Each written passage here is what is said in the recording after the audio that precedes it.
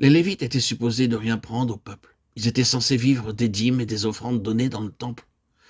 Mais ils ne se contentaient pas de cela. Et ils recevaient des pots de vin de ceux qui vendaient les animaux et les autres choses. Malachie 1, 13, 14.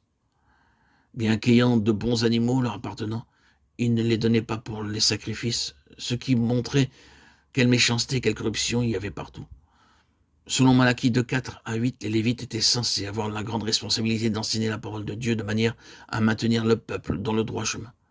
Mais ils étaient beaucoup plus occupés à calculer comment ils pourraient gagner plus d'argent.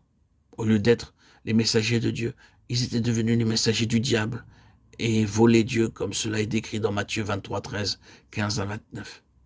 Il le raconta à ses amis à Béthanie. Il resta toute la journée dans le temple et vit tout ce qui se faisait à l'intérieur comme à l'extérieur. Je peux imaginer le Seigneur Jésus-Christ avec un cœur très triste, lourd et chargé, retournant de Jérusalem à Béthanie ce soir-là, et avant de chasser les marchands du temple, il leur confia ce secret. Alors que nous ne venons co-ouvriers avec le Seigneur Jésus-Christ, le Seigneur révèle bien des secrets qu'il a cachés aux autres. Matthieu 13, 17, Deutéronome 29, 29. Ainsi, avant que notre Seigneur chasse les gens du temple, il partagea son fardeau avec ses amis à Béthanie et leur raconta ce qu'il allait faire.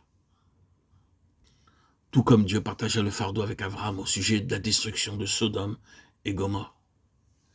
De cette manière, le peuple de Dieu peut jouir de l'association avec le Seigneur Jésus-Christ. Si nous croissons spirituellement, beaucoup de choses nous seront révélées avant qu'elles arrivent. Le Seigneur nous avertit par ses prophètes que surviendront des événements comme des tremblements de terre, des famines. Ainsi, avant qu'une chose arrive, le Seigneur nous donne le privilège de préparer son peuple pour la venue du jugement. Ceci nous introduit dans les secrets cachés du cœur de Dieu.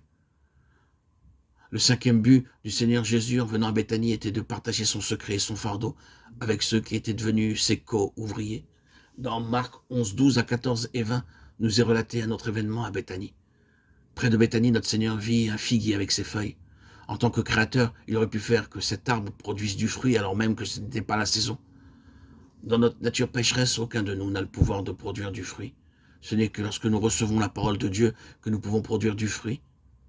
Dans la Bible, la nation juive est comparée aux figuiers, mais à cause de leur rébellion, ils restèrent stériles.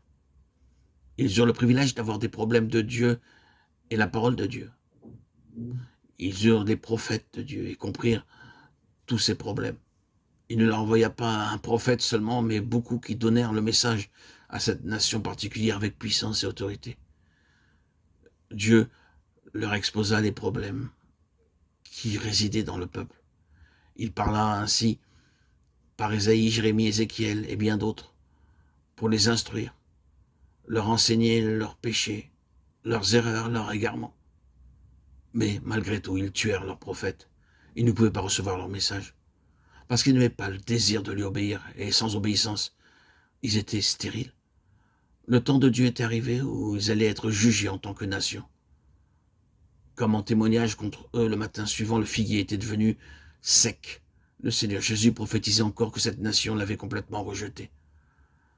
Pendant 3 ans, le Seigneur était allé vers eux encore et encore, mais ils ne voulurent ni l'accepter ni croire en lui. Aussi, en tant que nation, elle fut rejetée et devint stérile. Ceux qui, une foi vivante, peuvent devenir fertiles. C'est la raison pour laquelle il est fait référence à la foi dans Marc 11, 23. Notre Seigneur cherchait à montrer que ce n'est que par une puissante foi vivante que nos vies peuvent être triomphantes, nos foyers heureux et notre Église une Église vivante. Il ne manque pas de connaissances aujourd'hui, mais il y a un grand manque de foi. Le peuple de Dieu est devenu stérile par manque de foi. Lorsqu'ils veulent de l'argent, ils commencent par mendier, ils parlent beaucoup de la foi, de Dieu, de sa puissance. Mais lorsqu'ils veulent de l'argent, ils mendient, empruntent ou ils calculent. Ils omettent d'exercer la foi pour la victoire ou pour leurs besoins. Si nous voulons être de vrais co-ouvriers de Dieu, nous devons nous confier en lui entièrement et uniquement et exercer une foi forte en ce qui concerne tous nos fardeaux et nos activités.